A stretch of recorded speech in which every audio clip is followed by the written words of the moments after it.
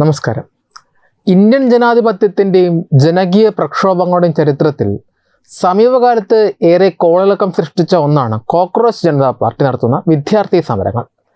Social മീഡിയയുടെ ആധുനിക ശക്തി ഉപയോഗിച്ച് നിർമ്മിച്ചെടുത്ത ഈ കൂറ്റൻ ആൾക്കൂട്ട അണിനിരക്കൽ കേവലമൊരു ജനാധിപത്യ മുന്നേറ്റം മാത്രമാണോ, അതോ ആസൂത്രിതമായി നിർമ്മിച്ചെടുത്ത കൃത്രിമ ജനപ്രീതിയാണോ എന്ന ചോദ്യങ്ങൾ ഇപ്പോൾ ആഗോളതലത്തിൽ തന്നെ സജീവമാകുകയാണ്. സ്വമേധയാ ഉയർന്നു വന്ന വിദ്യാർത്ഥി രോക്ഷോഭം എന്നൊക്കെ പരക്കെ പ്രചരിപ്പിക്കപ്പെട്ട CJPയുടെ സോഷ്യൽ മീഡിയ പ്രചരണങ്ങൾക്ക് പിന്നിൽ അതിർത്തി കടന്നുള്ള വിദേശ രാജ്യങ്ങളുടെ ഇടപെടലും സാങ്കേതിക കൃത്രിമത്വങ്ങളും നടന്നിട്ടുണ്ടെന്ന ഞെട്ടിക്കുന്ന തെളിവുകൾ പുറത്തു വന്നതോടെ സമരത്തിൻ്റെ യഥാർത്ഥ ലക്ഷ്യങ്ങളെക്കുറിച്ചുള്ള ചർച്ചകൾ കടുത്തിരിക്കുകയാണ്.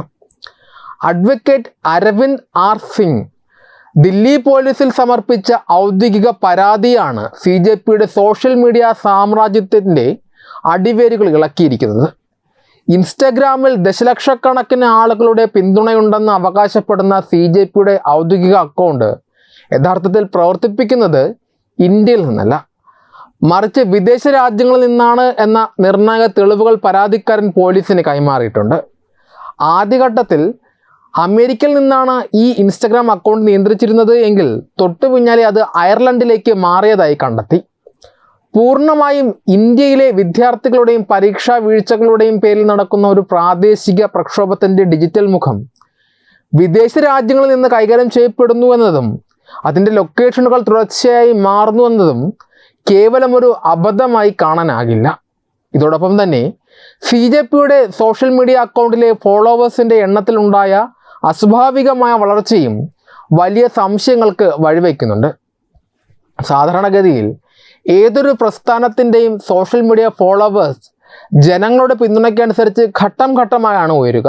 എന്നാൽ CJPയുടെ കാര്യത്തിൽ മണിക്കൂറുകൾക്കുള്ളിൽ 10,000-കണക്കിന് ആർട്ടിഫിഷ്യൽ ബോട്ട് അക്കൗണ്ടുകളും വ്യാജ പ്രൊഫൈലുകളും ഉപയോഗിച്ച് ഫോളോവേഴ്സിൻ്റെ എണ്ണം കൃത്രിമമായി കൂട്ടുകയായിരുന്നു എന്ന് വ്യക്തമാക്കുന്ന പ്രതിദിന കണക്കുകൾ പരാതിക്കൊപ്പം സമർപ്പിച്ചിട്ടുണ്ട്. വിദേശ രാജ്യങ്ങളിൽ നിന്നുള്ള സാമ്പത്തിക സാങ്കേതിക സഹായത്തോടെ ബോട്ട് അക്കൗണ്ടുകൾ ഉപയോഗിച്ച് തങ്ങൾക്കാണ് രാജ്യത്ത് ഏറ്റവും വലിയ ജനപിന്തുണയുള്ളത് എന്ന് വരുത്തി തീർക്കാൻ നടത്തിയ ഈ ആസൂത്രിത നാടകം പുറത്തു വന്നതോടെ സൈബർ ഫോറൻസിക് അന്വേഷണത്തിനായി പോലീസ് നടപടികൾ ആരംഭിച്ചിട്ടുണ്ട്.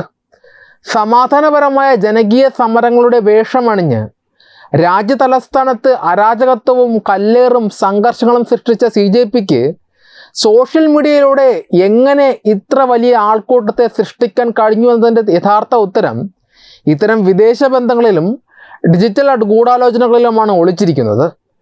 IP അഡ്രസ്സുകളും ലോഗിൻ വിവരങ്ങളും പരിശോധിക്കുന്നതിലൂടെ അക്കൗണ്ട് നിയന്ത്രിച്ച യഥാർത്ഥ വ്യക്തികളെയും വിദേശ സ്രോതസ്സുകളെയും പുറത്തു കൊണ്ടുവരാൻ സാധിക്കും.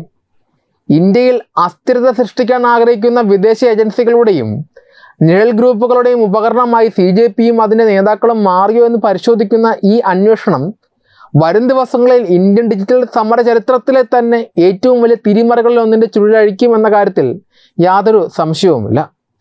ഇന്ത്യൻ ജനാധിപത്യ ഭരണകൂടത്തിൻ്റെ അടിത്തറയിളക്കാനും രാജ്യതലസ്ഥാനത്ത് സ്ഥിരമായ അരാജകത്വം സൃഷ്ടിക്കാനും ലക്ഷ്യമിട്ട് പ്രവർത്തിക്കുന്ന വിദേശ ഏജൻസികളുടെയും നിഴൽ ശക്തികളുടെയും കരുക്കളായി കോക്രോച്ച് ജനതാ പാർട്ടി മാറിയെന്ന സംശയങ്ങൾ ഇപ്പോൾ വെറുമൊരു ആരോപണമല്ല. ജന്തർ മന്ദറിലെ വിദ്യാർത്ഥി പ്രക്ഷോഭത്തിൻ്റെ മറവിൽ വിദേശ രാജ്യങ്ങളിൽ നിന്ന് ഒഴുകിയെത്തുന്ന സാമ്പത്തിക സാങ്കേതിക സഹായങ്ങളും ഡിജിറ്റൽ അൽഗോരിതങ്ങളെ കൃത്രിമമായി നിയന്ത്രിച്ച് നിർമ്മിച്ചെടുക്കുന്ന വ്യാജ ജനപ്രീതിയും കളർ റവല്യൂഷൻ മാതൃകയിലുള്ള തെരുവ് അക്രമങ്ങളും ഇതിലേക്ക് വിരൽ ചൂണ്ടുന്നു. സാമ്പത്തികമായും നയതന്ത്രപരമായും ആഗോളതലത്തിൽ വൻ ശക്തിയായി ഉയർന്നു വരുന്ന ഇന്ത്യയെ തളയ്ക്കാനും രാജ്യത്തിൻ്റെ ആഭ്യന്തര സുരക്ഷയെ തകിടം മറിക്കാനും ആഗ്രഹിക്കുന്ന വിദേശ ആസൂത്രകർ എന്തിനാണ് ഇന്ത്യൻ ഭരണകൂടത്തെ നേരിട്ട് ലക്ഷ്യമിടുന്നത് എന്നത് ആഴത്തിൽ പരിശോധിക്കേണ്ട വിഷയമാണ്. പ്രധാനമായും 4 ഭൗമരാഷ്ട്രീയ ലക്ഷ്യങ്ങളാണ് ഇന്ത്യക്കെതിരെ ഇത്തരം വിദേശ ഗൂഢാലോചനകൾ മെനയുന്നതിന് പിന്നിലുള്ളത്. ഒന്ന്, ആഗോള സാമ്പത്തിക നയതന്ത്ര ശക്തിയായുള്ള ഇന്ത്യയുടെ വളർച്ചയെ തടയുക.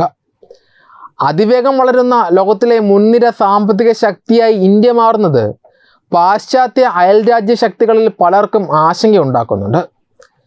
ആഗോള വിതരണ ശൃംഖലകളിൽ ചൈനയ്ക്ക് ബദലായി ഇന്ത്യ ഉയർന്നു വരുന്നതും വിദേശ നയങ്ങളിൽ സ്വന്തം ദേശീയ താൽപ്പര്യങ്ങൾ മുൻനിർത്തി നിഷ്പക്ഷവും ഉറച്ചതുമായ നിലപാടുകൾ സ്വീകരിക്കുന്നതും വിദേശ നിഴൽ ഏജൻസികളെ ചൊടിപ്പിച്ചിട്ടുണ്ട്.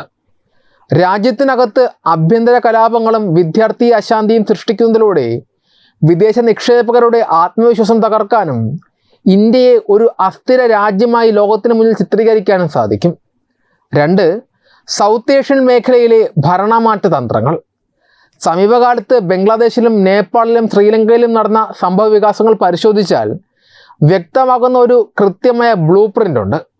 പരീക്ഷാ വീഴ്ചകൾ, തൊഴിലില്ലായ്മ, അഴിമതി തുടങ്ങിയ യാഥാർത്ഥ്യമായ പ്രാദേശിക വിഷയങ്ങളെ ആയുധമാക്കി യുവാക്കളുടെ വികാരങ്ങളെ അടിയന്തരമായി ജ്വലിപ്പിക്കുക. വിദേശ NGOകൾ വഴിയും ഡിജിറ്റൽ പ്ലാറ്റ്ഫോമുകൾ വഴിയും കോടികൾ ഒഴുക്കുക. ഒടുവിൽ ക്രമസമാധാനം തകർത്ത് ജനകീയ സർക്കാരുകളെ പുറത്താക്കുക.